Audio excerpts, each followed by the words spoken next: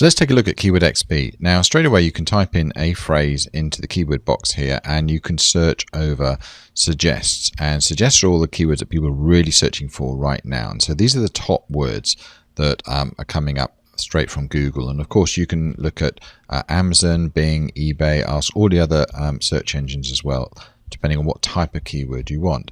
But essentially clicking on or double clicking on any of these expands that keyword and drills down. So beef jerky dehydrator, and now get all the beef jerky dehydrator words coming up below there. And against any keyword I can straight away look at the trend, so I can identify whether this is a growing keyword, something worth focusing on, or a declining keyword, something that will be no use to anyone in a couple of years time. What I can also do is drill down against all these keywords, and by clicking on search again, it will now come back and expand all those phrases, and I end up with something like 400 odd results if you look down the bottom there. Now if I go into pro mode, then what this does is this will actually pull back, all the keywords together with their exact match search volume, so I can really see whether this is something worth focusing on. And what it also does is give me the seasonality. In other words, is this a phrase that's growing over the year, or is it something that has a consistent search volume during the year? And so if I hover over any of these particular bars, then I can see what month the traffic was. Okay, now if I look at beef tenderloin as an example, I can see there was just one spike there in December, so maybe that was a Christmas shopping keyword, so perhaps not something that I want to target throughout the whole year. But what you can do with all these keywords then is just save them. So let's have a look at beef jerky. Let's do how to make beef jerky. Let's do some jerky recipes. So I just tick these. Okay, and straight away I've got these in my saved keywords tab. Now from here though, what I can do is I can go to the next tab called related questions, and this takes my keywords, and what it also does is it helps me create really interesting blog titles. So for example, if I click on jerky recipes, then down the right hand side here against that keyword, it's constructed all these different types of blog titles, and these are proven phrases that actually get clicks. Okay, so for example, discover 5 easy ways to and then all I'd have to do is type in make jerky recipes. Okay, but that's probably not the best one. How about build your first, and I'm thinking of a new word, but I don't have to think of a new word because I can right click and up comes all these sentence constructors that help you create words really, really quickly. So build your first, let's use a descriptive word, awesome jerky recipe. Okay, and there's a really cool phrase. Okay, how about 10 steps to, and again right click, up it comes, astounding jerky recipes.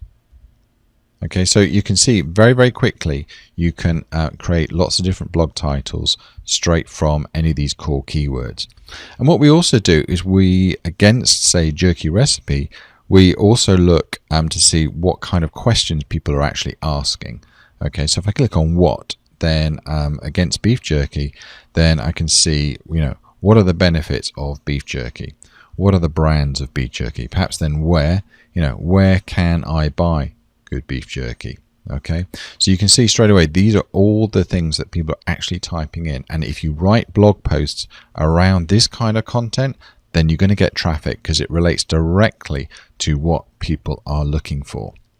But let's go a bit further. Perhaps you want to look at whether any domains are available, and again you can either use the suggests tool and get it to go and look and expand beef jerky and pull back all the different types of domain options for you, and you can just highlight, let's do beef jerky at home, actually something like that, beef jerky at home, and I can check the availability of the .com or net domain, and I can see they're available. That's really cool.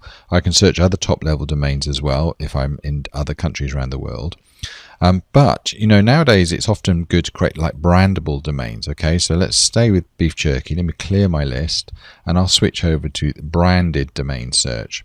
And here I can ask it to search over adjectives, verbs and nouns and put them in front of or after the actual word. So if I say prepend and a noun, for example, and click on search, then what it does now is it comes up with all these different types of phrases that could actually make really cool brandable domains. So for example, atom beef jerky, that might be quite cool.